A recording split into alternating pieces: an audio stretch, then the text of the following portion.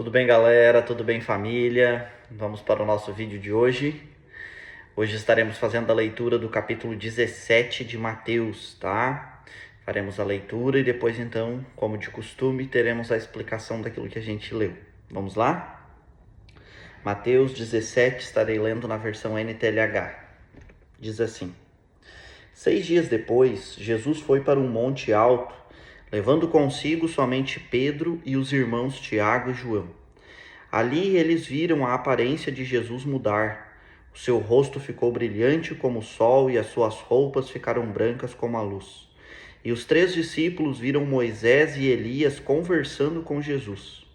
Então Pedro disse a Jesus: Como é bom estarmos aqui, Senhor. Se o Senhor quiser, eu armarei 3 barracas neste lugar, uma para o Senhor, outra para Moisés e outra para Elias.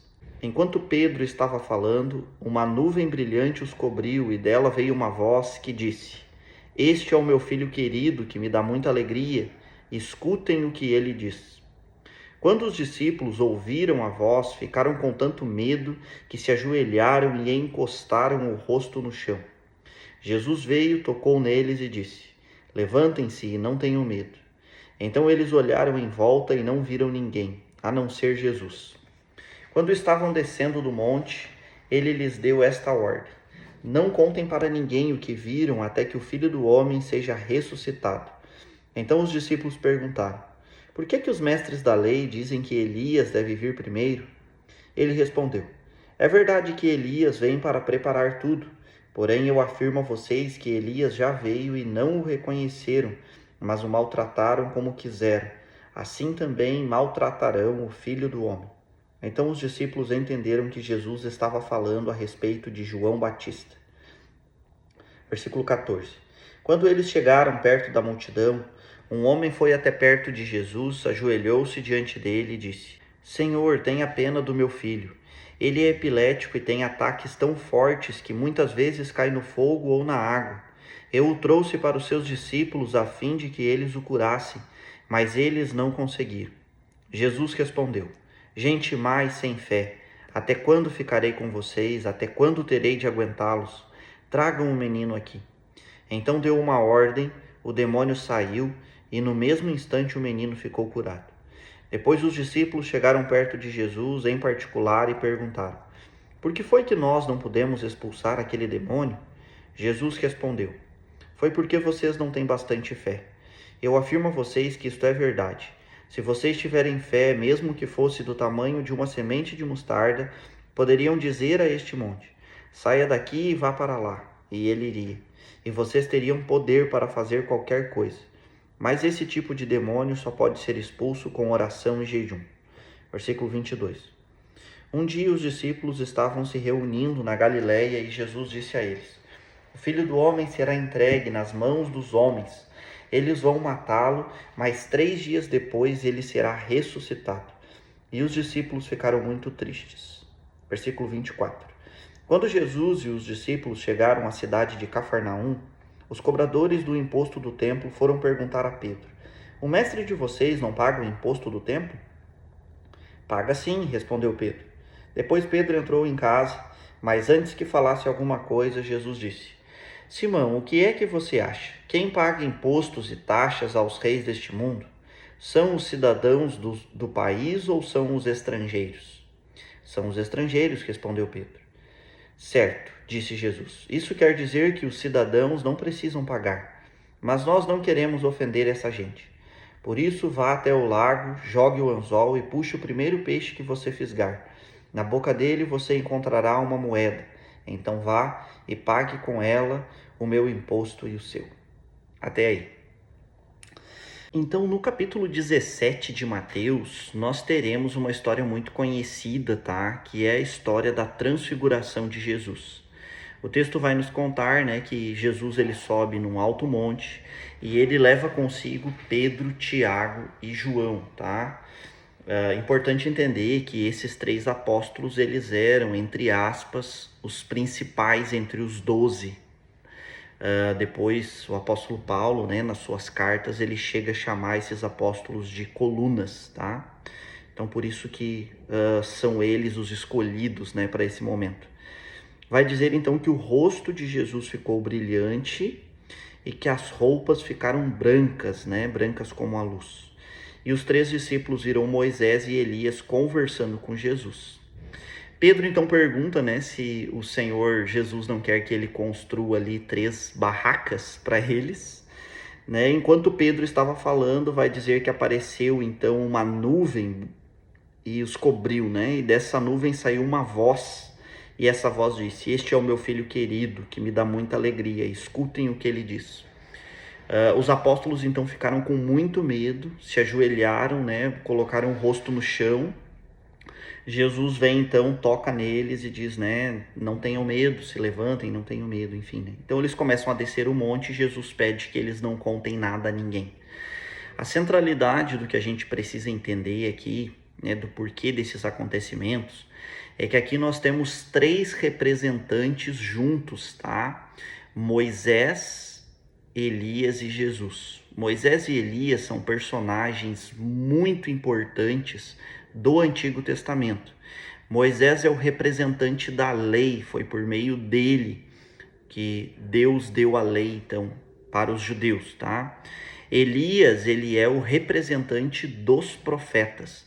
E Jesus ali, ele está representando um novo tempo, uma nova aliança, o tempo da graça.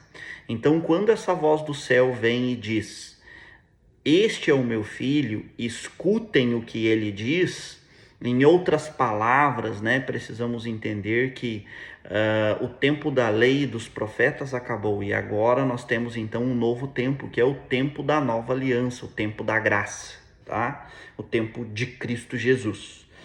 Quando eles estão descendo do monte, então, a partir do versículo 10, os discípulos perguntam para Jesus por que os mestres da lei dizem que Elias deve vir primeiro.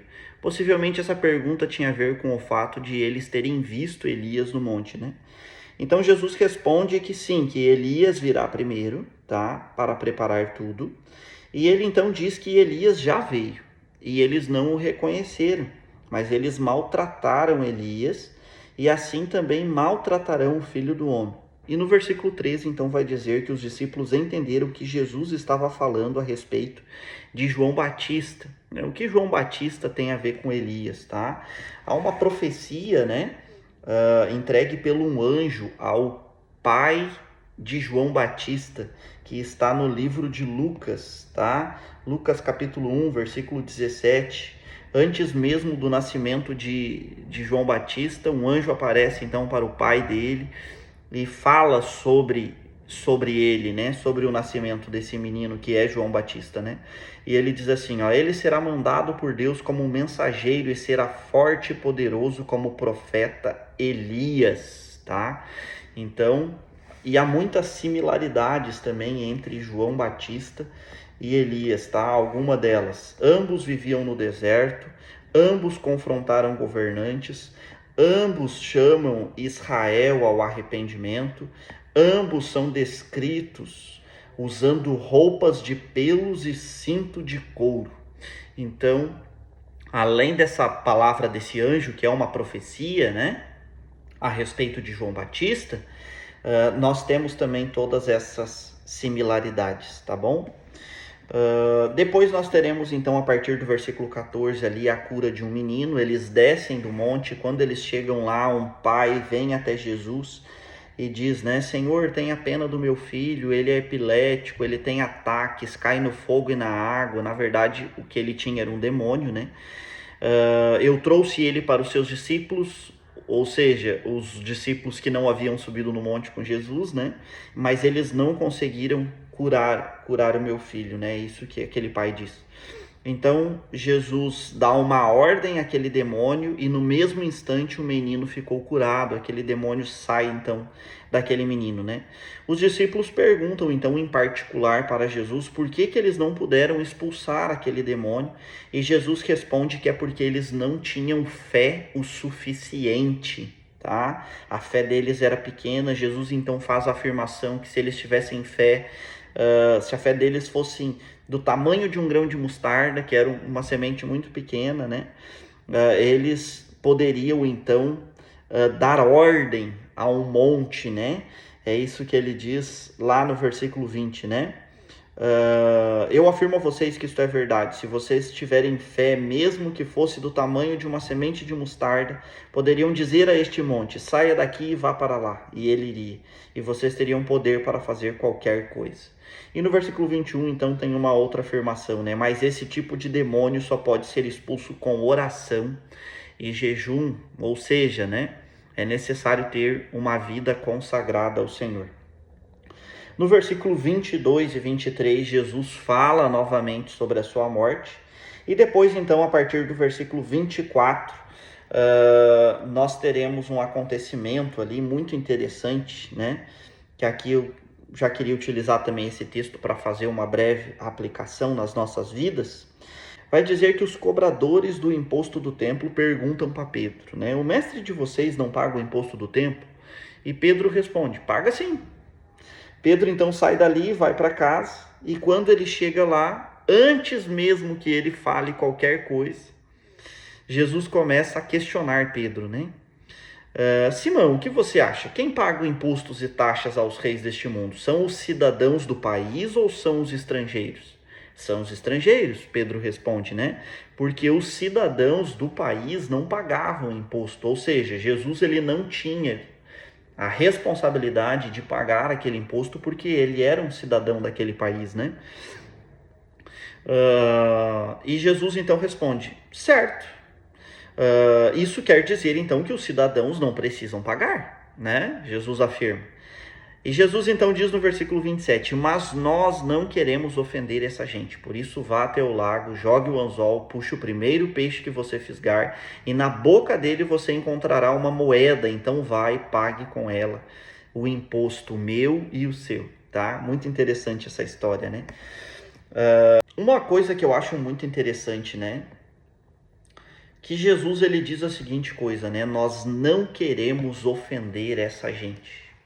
Então Jesus, ele não queria escandalizar aquele povo, né?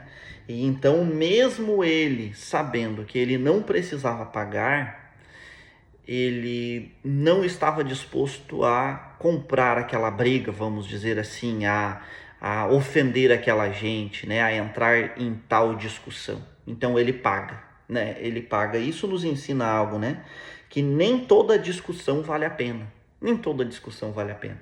Tem uma frase que eu gosto muito que diz assim, ó, vale a pena abrir mão da razão para ganhar o coração. Vale a pena abrir mão da razão para ganhar o coração, né? Então, aqui fica um grande ensinamento, né? Que nós precisamos escolher, né, as discussões que nós estamos dispostos a entrar. Nem toda discussão vale a pena e às vezes aquela pessoa, ela é muito importante. Ela é muito importante para nós não queremos ofender ela e, portanto, nós vamos abrir mão da razão para ganhar o coração, né? A segunda coisa é sobre aquela moeda, eu achei isso muito interessante, né? E aqui fica duas perguntas. Será que Jesus fez com que aquela moeda aparecesse milagrosamente na boca daquele peixe? Ou será que ele sabia, né? Ele previu que o primeiro peixe que Pedro pescasse teria uma moeda na boca, né? Eu acho, né? Eu creio, a Bíblia não nos revela, mas eu creio que é essa segunda opção, né? Porque no texto ali nós já vamos ver um exemplo de presciência da parte de Jesus, né? Pedro está conversando com os cobradores de impostos, ele sai dali, ele chega em casa, ele não fala nada para Jesus, mas Jesus já se antecipa, né? E fala com Pedro sobre o assunto. Então, Jesus possivelmente sabia o que havia acontecido ali, da conversa com Pedro, com os cobradores de impostos, né? Então, na minha opinião, sim, Jesus previu que havia um peixe naquele lago, que engoliu uma moeda. Quem perdeu aquela moeda, né? Fico me perguntando. Quem perdeu aquela moeda? Talvez algum pescador perdeu uma moeda lá, aquele peixe pegou aquela moeda, né? Aquela moeda estava na boca daquele peixe. Jesus previu isso, né? Então, Jesus previu que o primeiro peixe fisgado por Pedro teria essa moeda na boca. Então, aqui fala também sobre a presciência de Jesus, sobre a sua divindade, o seu poder, né? Muito interessante.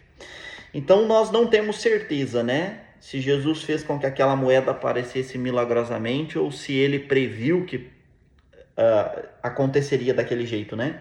Mas uma coisa esse texto nos mostra: a providência divina, mesmo nas coisas simples do dia a dia. E era isso que eu queria dizer, né? Que nós podemos confiar em Deus. Deus sabe de todas as coisas, Deus cuida de nós. Obviamente, devemos fazer a nossa parte, né? Devemos trabalhar, devemos correr atrás dos recursos necessários, fazer aquilo que está ao nosso alcance fazer, né? Mas confiar em Deus, né? Tendo em vista que Ele é o provedor, né? E que Ele mandará os recursos necessários. Tá certo, gente? Era isso que eu queria falar hoje. Tá bom? Em breve aí nós teremos mais vídeos onde abordaremos então o capítulo 18 de Mateus, tá certo? Fiquem com Deus.